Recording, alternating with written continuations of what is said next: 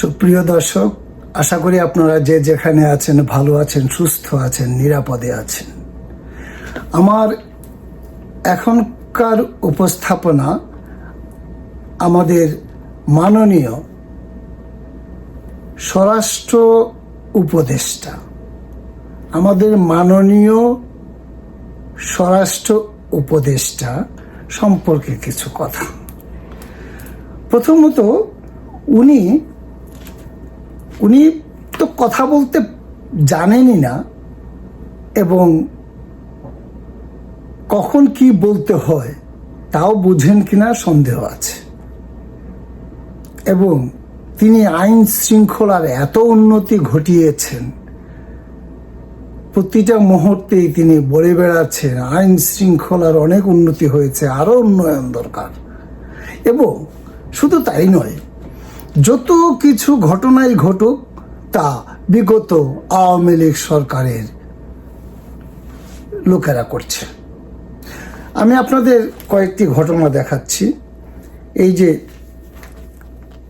ছাত্র আন্দোলন, বিচারের দাবিতে আটক করে দৃষ্টান্তমূলক শাস্তি দিতে হবে। এই ধরনের অপকর্ম চলছে, এই ব্যাপারে যেন সরকার জিরো টলারেন্সে যায়। শুধু শাস্তির আওতায় নয়, তাদেরকে মুক্ত জায়গায় শাস্তি দিন। আইন শৃঙ্খলা পরিস্থিতির উন্নতি করতে প্রয়োজনে পুলিশ ও বিভিন্ন বাহিনীর সংখ্যা বাড়ানো সহ 8 দফা দাবি তুলে ধরেন ব্র্যাক বিশ্ববিদ্যালয়ের শিক্ষার্থীরা। এসব দাবির সাথে একাত্মতা প্রকাশ করেন ইস্ট ওয়েস্ট বিশ্ববিদ্যালয় ও ঢাকা ইম্পেরিয়াল কলেজের শিক্ষার্থীরা।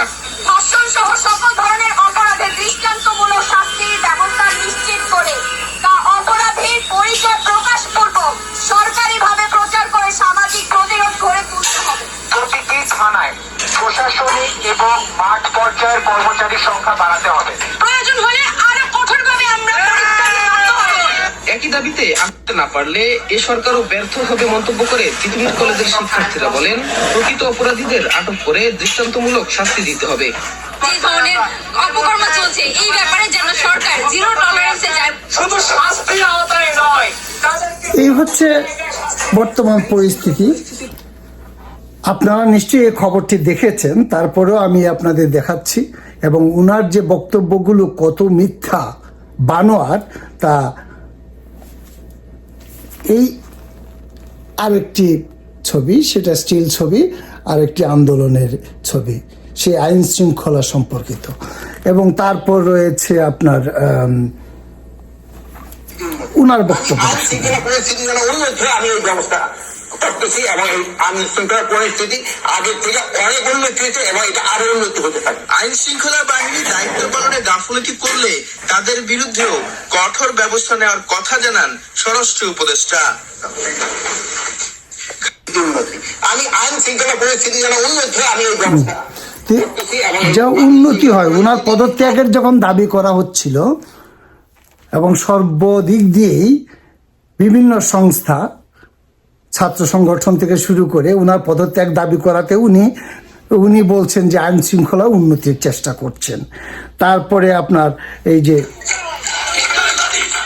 বিক্ষোভ সমাবেশ চলতে থাকা একই দিনে অবস্থাতেই গভীর রাতে চলমান অবস্থা নিয়ে সংবাদ সম্মেলন করেন স্বরাষ্ট্র উপদেষ্টা। আশ্বাস দেন সোমবার থেকে আইন শৃঙ্খলা পরিস্থিতির উন্নতি দেখবে সাধারণ মানুষ।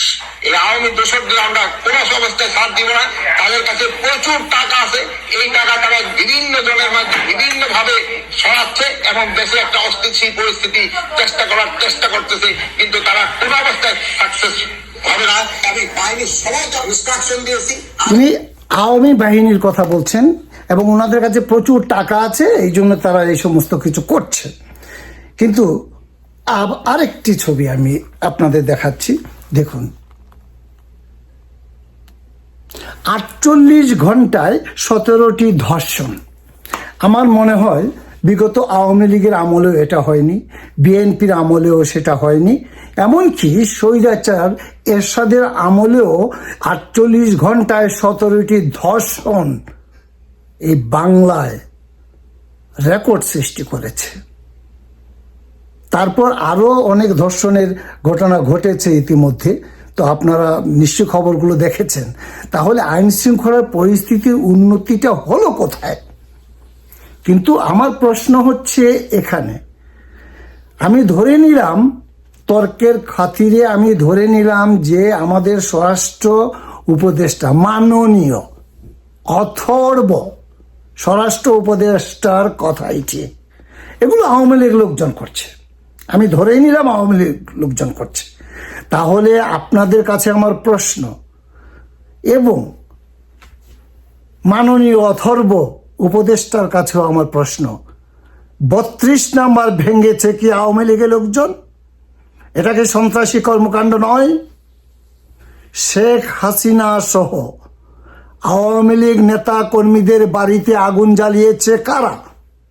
কোন সুস্থ ভদ্র মানুষেরা, নাকি সন্ত্রাসী কর্মকাণ্ড? এগুলো আওয়ামী লীগ করেছে।